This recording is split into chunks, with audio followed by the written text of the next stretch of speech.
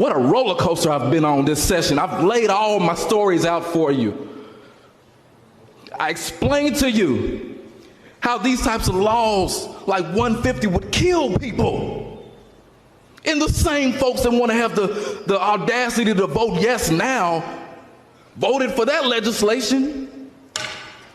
Gentlemen, I apologize. My life matters too, Speaker. Your 3 minutes is up. My life matters too, Speaker. You are out of order. Your 3 minutes are up. My life matters too. That was Kentucky State Representative Charles Booker on the floor of the State House last year, making remarks that prompted a Republican lawmaker to yell at him to, quote, sit down. Booker is now running in the Democratic Senate primary, looking to take on Mitch McConnell this November. He's one of a number of candidates seeking that nomination, among them progressive farmer and retired Marine Mike Breuer and well-funded moderate Amy McGrath, a former fighter pilot recruited by Chuck Schumer. Booker is running as a staunch progressive who supports Medicare for all, a universal basic income, legalizing marijuana, and the Green New Deal. Yesterday, the hashtag BookerBeatsMitch was trending, with many linking to the video that officially announced Booker's candidacy and hammered Mitch McConnell. This man knows more than anybody how to work the system in Washington. He's the architect, but he's done nothing for Kentucky because he's not your neighbor. He's not your brother. He ain't even from here. I'm joined now by State Representative Charles Booker of Louisville, who is seeking the Democratic Senate nomination in Kentucky. Representative, tell me a little bit about your thinking about this race at this particular moment, and if anything's changed, do you think, about the political terrain in the last few weeks?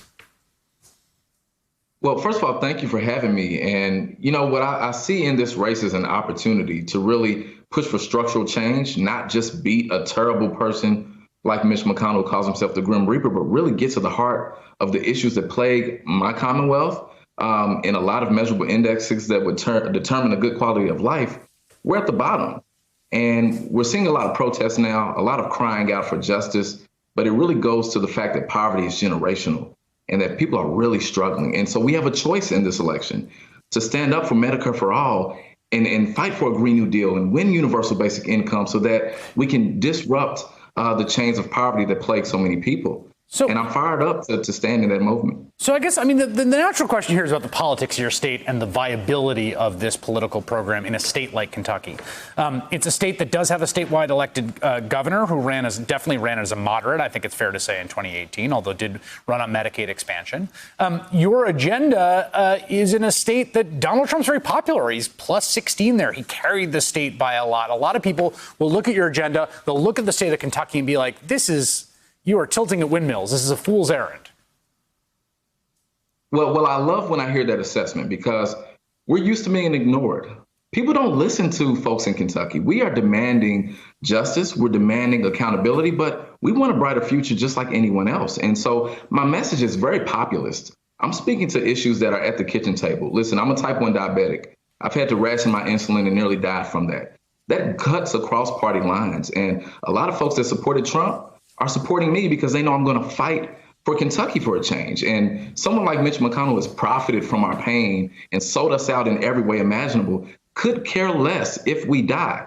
And my biggest opponent, Amy McGrath, who calls herself a pro-Trump Democrat, doesn't have a clue about the challenges we face. So I'm excited to build this new coalition from the mountains in Appalachia all the way to the Four Rivers and even in the hood where I'm from. And it's exactly why we're going to win this race.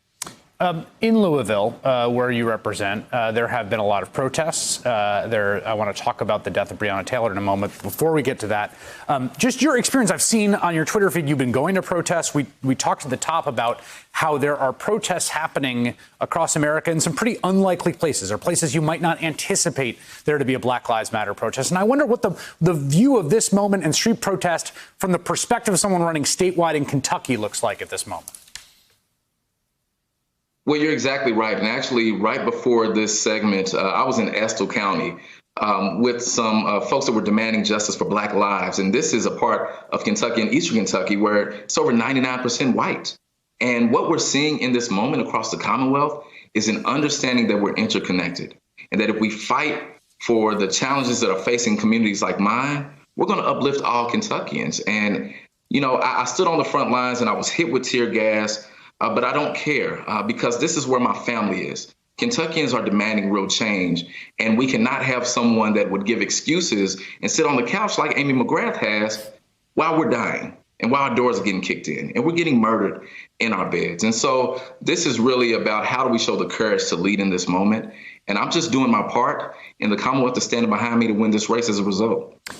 Breonna Taylor was a young woman in Louisville, an EMT. She had been on the front lines of the COVID pandemic. She was killed in the house along with her boyfriend after a no-knock warrant by 3 members of the Louisville Police Department. There have been no charges in that. There have been vigils and protests for Breonna Taylor day after day after day in Louisville before George Floyd's death and after. What is the status of that case, and what is your sense of what the official response has been thus far? You know, there is a lot of frustration in our community because this is not the first time. This is yet another incident in a history of a reality where if you look like me, you're going to be seen like a deadly weapon before being seen as a human being. And folks are crying out. And I have stood up in leadership, of course, as a state representative, but also working with our state and local leadership to provide accountability, to push for a ban on no-knock warrants, and to push for citizen review of police shootings with subpoena power. But we got to get to the root of these issues. Why are we dealing with this trauma? We criminalize poverty, and we deal with institutional racism that dismisses and diminishes the humanity of so many people.